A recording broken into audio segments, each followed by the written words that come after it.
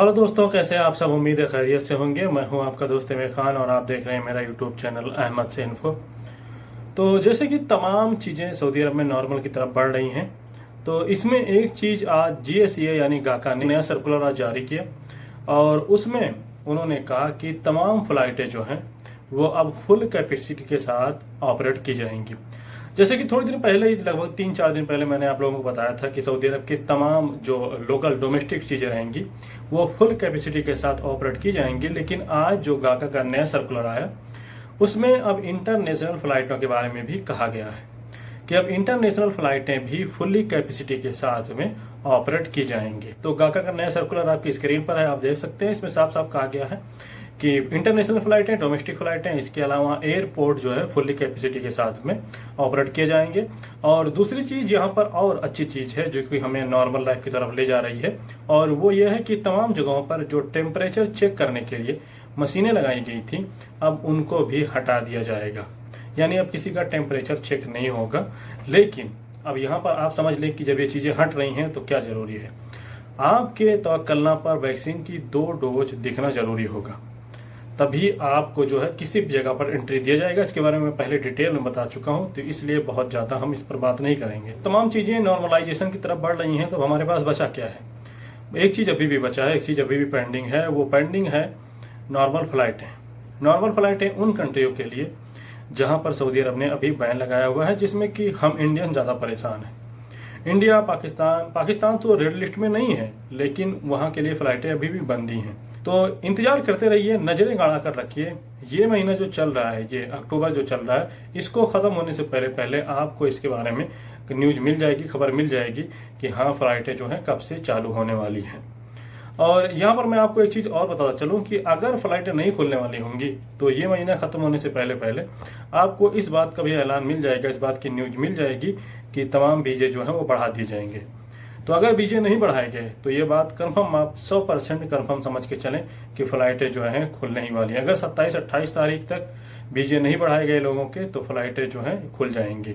और ये जो 1 महीने का एक्स्ट्रा एक्सटेंशन मिला है, ये तमाम लोगों को इसलिए मिला है क्योंकि जब फ्लाइटें ओपन होंगी तो बहुत ज़्यादा रश होगा, बहुत ज़्यादा भीड़ होगा, क्राउड होगा, और फ्लाइटों का टिकट बहुत ज़्यादा हाई दाम में रहेगा और लोग एक बैग मतलब एयरपोर्ट पर संभालना मुश्किल हो जाएगा। क्योंकि अब सारी चीज़ें फुल कैपेसिटी के साथ में ऑपरेट होंगी तो संभालना मुश्किल हो जाएगा। इसलिए जो है इसको 1 महीने का एक्स्ट्रा एक्सटेंशन दिया गया है। यानी जो लास्ट नवंबर तक लोगों की छुट्टियां बढ़ाई गई हैं, ये इसीलिए बढ़ाई गई हैं।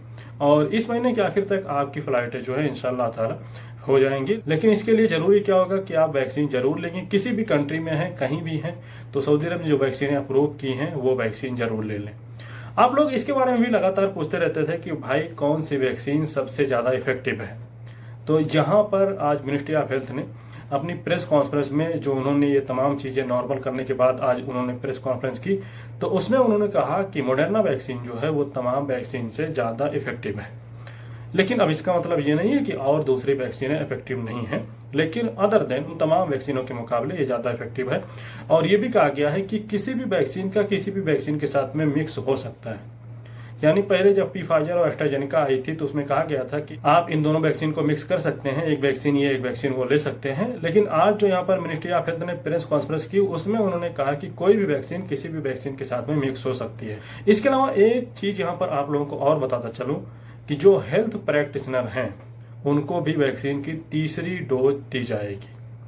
अब आप समझ लें कि इससे पहले आपको बताया गया था कि वैक्सीन जो है 3री डोज जो है वो 60 साल से ऊपर वालों को दी जाएगी, और इसके अलावा जो लोग डायलिसिस, इसके अलावा जो ऑर्गन ट्रांसप्लांट के मरीज होंगे उनको 3री डोज दी जाएगी। लेकिन आज जो मिनिस्ट्री ऑफ हेल्थ की प्रेस कॉन्फ्रेंस हुई उसमें उन्होंने ये भी कहा है कि जो हेल्थ प्रैक्टिशनर होंगे, यानी जो डॉक्टर से रिलेटेड या नर्स होंगे, कंपाउंडर वगैरह, जो भी जो हेल्थ से रिलेटेड काम करते होंगे, उनको भी वैक्सीन की 3री डोज दी जाएगी।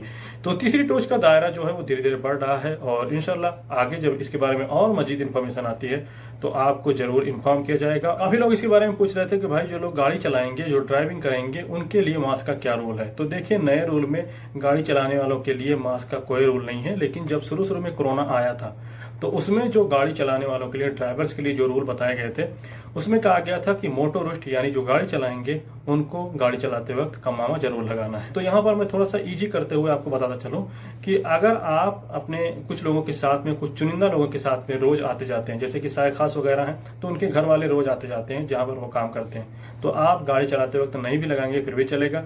लेकिन अगर आप टैक्सी वगैरह चलाते हैं, पब्लिक गाड़ियां चलाते हैं जिस पर 1000 किस्म के लोग रोज आते जाते हैं, तो आप जो है अपना कमामा लगा कर रखें, अपने आप को सेफ रखें। अब यहाँ पर इसके बारे में रूल ये कहते हैं कि जब भी आपसे कोई ऑफिशियल पर्सन मिले, जैसे कि कहीं पर तफ्तीश लगी हुई है, कहीं पर सुरता आपको किसी चीज के लिए रोक रहा है, या बिना तफ्तीश के ही कहीं पर कोई ऑफिशियल आदमी आपको रोकता है, कोई सरकारी आदमी आपको रोकता है, तो आपके मुंह पर कमामा लगा होना जरूरी है। तो उम्मीद है वीडियो आपको पसंद आई होगी। फिर भी कोई सवाल रहे तो कमेंट करें, चैनल पर नए हैं तो सब्सक्राइब करें, वीडियो को लाइक करना ना भूलें। बहुत बहुत शुक्रिया, थैंक यू।